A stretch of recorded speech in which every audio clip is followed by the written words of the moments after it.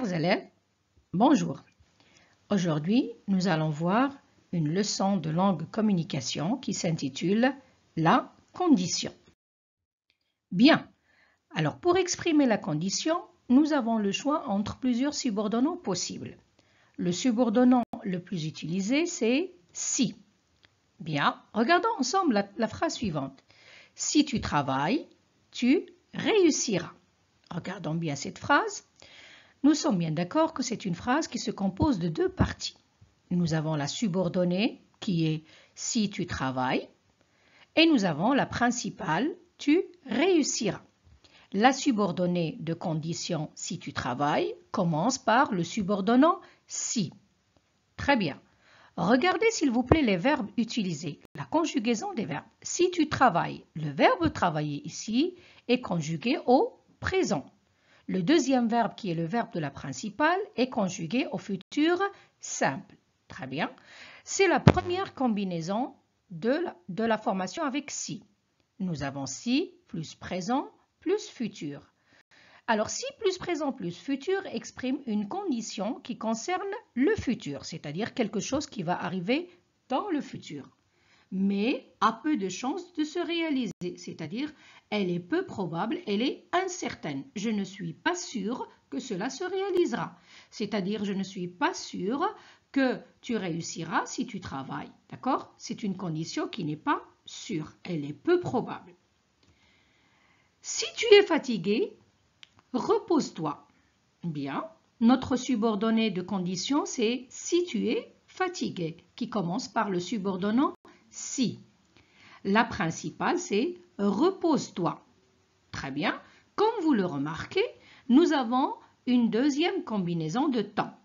Nous avons toujours dans la subordonnée le présent, mais dans la principale, nous avons l'emploi du mode impératif et du temps présent. L'impératif ici exprime une action future. Si tu es fatigué maintenant, repose-toi plus tard. C'est une action qui aura lieu dans le futur. Bien, toujours avec le subordonnant si, regardons la phrase suivante ou les phrases suivantes. Si tu prenais tes précautions, tu n'attraperais pas le virus. Très bien. Déterminons d'abord notre subordonnée et notre principale. La subordonnée commencera par le subordonnant si. Si tu prenais tes précautions. La principale, tu n'attraperais pas le virus. Bien. Alors, essayons de déterminer les temps utilisés dans la subordonnée et dans la principale. Prenez, oui, c'est le verbe prendre conjugué à l'imparfait. Attraperait, oui, c'est le verbe attraper conjugué au conditionnel présent. Deuxième phrase, si j'avais assez d'argent, j'achèterais une voiture. Oui, toujours la subordonnée de condition si j'avais assez d'argent, introduite par le subordonnant si. J'achèterais une voiture, c'est la principale. Toujours j'avais, c'est le verbe avoir à l'imparfait. Achèterais, c'est le verbe acheter, bien sûr, au conditionnel présent. Là, notre condition concerne le présent, mais l'action ne peut se réaliser. Si j'avais assez d'argent, mais maintenant, est-ce que j'ai de l'argent? Non, je n'ai pas d'argent, donc il n'y aura pas de voiture. D'accord? C'est une condition qui concerne le présent, mais elle ne peut pas se réaliser. La combinaison numéro 2 avec si, c'est si plus imparfait plus conditionnel présent. Toujours avec le subordonnant si, nous avons une troisième combinaison possible. Je serais venu si tu m'avais appelé. Très bien. Là, nous avons mis la subordonnée en deuxième partie de la phrase. Si tu m'avais appelé, c'est la subordonnée de condition introduite par si. Regardez, et nous avons commencé par la principale. Ça veut dire que la subordonnée avec si peut se placer en tête ou bien après la subordonnée, en tête de phrase ou bien en deuxième position après la subordonnée. Après la principale. Très bien. Alors maintenant, revenons à nos verbes. Si tu m'avais appelé. Avait appelé, c'est le verbe appeler au plus que parfait.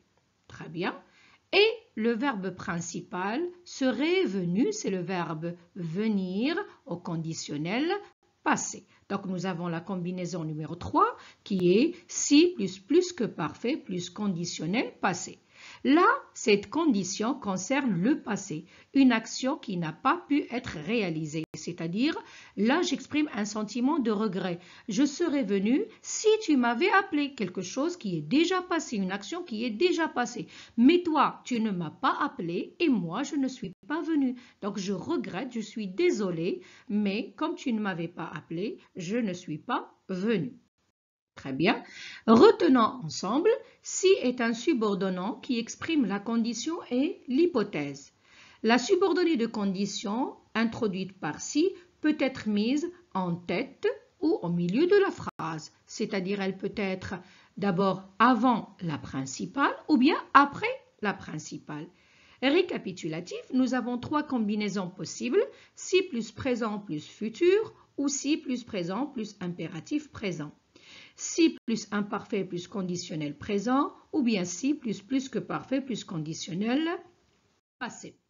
Nous avons d'autres subordonnants et ceux-ci seront suivis du mode subjonctif. C'est le subordonnant à condition que tu voyageras à condition que je te le permette. Délimitant notre principal et notre subordonné, la phrase principale ou la proposition principale, c'est « tu voyageras ». La subordonnée, c'est « à condition que je te le permette ». Très bien. Alors, là, c'est une condition indispensable, c'est-à-dire pas de permission, pas de voyage. Les deux actions sont reliées. À condition que est suivi du mode subjonctif. Là, nous avons permettre, c'est le verbe permettre au mode subjonctif. Subordonnant suivant, c'est pourvu que.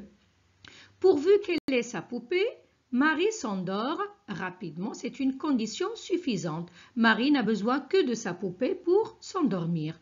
Pourvu que est suivi aussi du mode subjonctif et, c'est le verbe avoir au mode subjonctif. Troisième subordonnant, marchons à moins que tu ne sois fatigué. Et là, c'est une hypothèse avec une idée de restriction. Nous avons l'hypothèse de marcher, mais il faut avoir une condition, c'est que tu ne sois pas fatigué. À moins que, voilà, suivi du mode subjonctif, soit, c'est le verbe être au mode subjonctif. Nous avons aussi un autre subordonnant qui est au cas où. Regardons la phrase. Je révise mes leçons au cas où nous aurions un examen. La principale, c'est je révise mes leçons. Ma subordonnée, c'est au cas où nous aurions un examen. Au cas où est suivi, bien sûr, du mode conditionnel, soit présent, soit passé, ça dépend de la phrase. Nous aurions, c'est le verbe avoir au conditionnel présent. Je peux aussi avoir dans le cas où, au cas où et dans le cas où, c'est la même chose. Ils s'entraînent dans le cas où il serait pris dans l'équipe. Serait pris, c'est le verbe prendre au conditionnel passé. Donc la règle dit au cas où, dans le cas où, sont deux expressions qui sont suivies du mode conditionnel, présent ou bien passé. Nous avons un autre subordonnant qui est à condition de. Nous sortirons à condition d'avoir de l'argent. Je partirai à condition d'être prêt. Revenons à la première phrase. Nous sortirons, c'est la principale, nous sommes bien d'accord. À condition d'avoir de l'argent, c'est la subordonnée. Là, nous avons le subordonnant à condition de qui est suivi du mode infinitif avoir. Je partirai, c'est la principale. À condition d'être prêt, c'est la subordonnée. Être est un verbe à l'infinitif. Très bien. Qui est-ce qui sortira? C'est nous. Et qui est-ce qui devra avoir de l'argent? C'est toujours nous. Qui est-ce qui devra partir? C'est moi. Et qui est-ce qui doit être prêt? C'est toujours moi. Donc, nous avons un seul sujet qui fait les deux actions. C'est nous qui sortirons et c'est nous qui avons de l'argent. D'accord? Ce sera moi qui partirai et c'est moi qui dois être prêt. L'utilisation de ce subordonnant exige la présence d'un seul sujet, à condition de est suivi du mode infinitif. Nous avons le subordonnant suivant qui est en cas de. Il faut se confiner en cas de contamination par le Covid-19. La principale, c'est il faut se confiner. La subordonnée, c'est en cas de contamination par le Covid-19. Nous avons le subordonnant en cas de qui est suivi du mot contamination qui est un nom. Donc, en cas de est un subordonnant qui doit être suivi d'un nom. En cas de maladie, regardez, en cas de est suivi du mot maladie qui est un nom. Appelle ton médecin. En cas de plus un nom. Très bien. Là, si vous avez un rappel de la formation de quelque temps, pour former le plus que parfait, vous avez besoin de quoi? Vous avez besoin de l'auxiliaire être ou avoir à l'imparfait, plus le participe passé du verbe. Par exemple, le verbe manger au plus que parfait, je dirais j'avais mangé avec l'auxiliaire avoir. Nous étions rentrés, c'est le verbe rentrer au plus que parfait, il se conjugue avec l'auxiliaire être. La formation du conditionnel présent, c'est le radical du verbe au futur simple plus la terminaison de l'imparfait. Tu sortirais, vous pourriez, d'accord? Et là, bien sûr, il y a bien sûr un mélange entre le futur et l'imparfait. Conditionnel passé, l'auxiliaire, c'est la formation de l'auxiliaire être ou avoir au conditionnel présent plus le participe passé du verbe. Il aurait voulu, c'est le verbe vouloir qui se conjugue avec l'auxiliaire avoir. Elle serait partie, c'est le verbe partir qui se conjugue avec l'auxiliaire être.